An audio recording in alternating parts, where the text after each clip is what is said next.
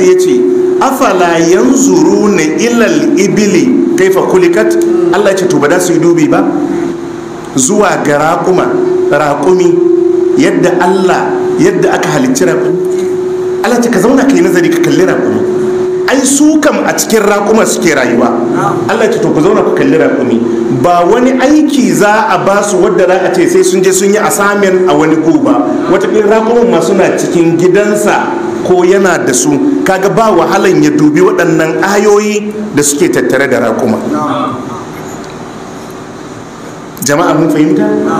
Yana daga cikin abinda Allah ya yi wa bayi na waɗannan dabbobin ni'ima musamman raƙumi shine abinda za a hau a yi tafiyar ɗebe shakku a kansa. Za a ɗora mishi kayan da peacock za ta ɗauka, raƙumi zai ɗauka yunƙuri tashi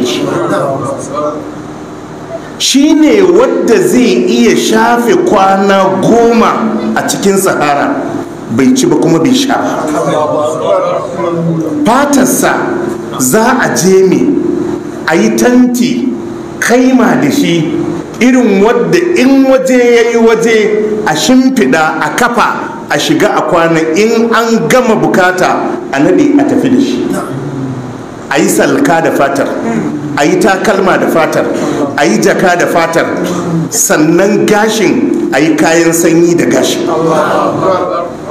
A yanka a ci naman a kuma tatsi madara a sha a kuma yi magani da shi. Yanzu wadda ya maka wannan akwai wadda ya isa yi wani daga cikin waɗannan. Ina jin a suratu yasin Allah yake cewa awalam yarau anna khalaqana lahum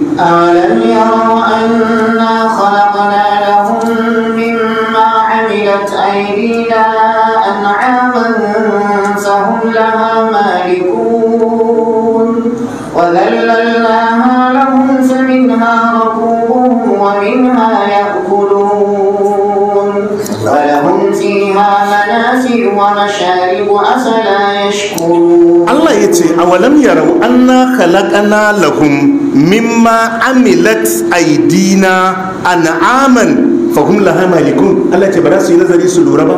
Allah ce su duba mana. Anna khalaqana lahum mimma amilat aydina, mun halitta musu daga abinda hannayenmu suka aikata. An'aman dabbobin ni'ima, ga raƙuma, ga shanu, ga tumaki, ga awaki, fahum laha malikun. Allah ce su kuma mutane su suke mallakan waɗannan dabbobi. Wa zallalna halahum, Allah ce kuma muka hore musu waɗannan dabbobin. Idan ba dun horewan Allah ba, kai kaga bujumi yayi kama da wadda zaka danne ka yanka. Horewa ce ta Allah. Allah kaɗai ya san iya ƙwaryar garin nan shanu nawa ake yankawa kullum, 1000 nawa ake yankawa a Kano. Haka da a kaɗa su da safe, in ba don horewar Allah ba mutum 3 sun isa su kora shanu 100. Allah ce to ni na hore su. Wani ya je ya kaɗa zaki a gaban sama ba saboda ba a hore mashi ba.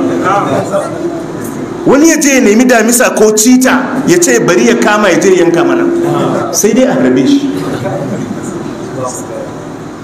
Allah ya ce wa dallalna halahum, amma wannan ni'ima ce ko ba ni'ima ba ce? Wallahi ni'ima ce. faminha rakubuhum, Allah ce daga cikin waɗannan dabbobin kuke hawan waɗansu daga cikinsu irin raƙuma. Wa minha ya'kulun, Allah ce kuma ku yanka wasu kuci. Walakun fiha manafi'u, Allah ce kuma akwai amfanoni masu yawa bayan ku hau ku ɗora kaya ku yanka ku ci. Walakun fiha manafi'u, Allah ce akwai amfanoni da yawa. Wa masharibu, Allah ce akwai madara da dakusha. Afala yashkurun, Allah ce bara ku mun godiya ba. Wannan manafi'u a suratul an'am Allah ce wal an'ama khalaqaha لكم فيها دفء ومنافع ومنها يأكلون. نعم. ولكم جمال حين تريحون. ولكم فيها جمال حين تريحون وحين تسرحون. وتحمل أثقالكم إلى بلد لم تكونوا بالغيه. لم تكونوا بالغيه إلا بشق الأنفس إن ربكم لرؤوف رحيم. الله يتي والأنعام خلقها. الله يتي وإن دبوا بالنعمة. Allah ce ni Allah ni na halicce su lakum fiha dif'un. Allah ya ce kuna da kare sanyi da dumama jikinku da su. Wa lakum fiha dif'un, kuna ɗiban gashin su ku yi rigunan sanyi da shi don ba mu kanku kariya daga sanyi mai tsanani.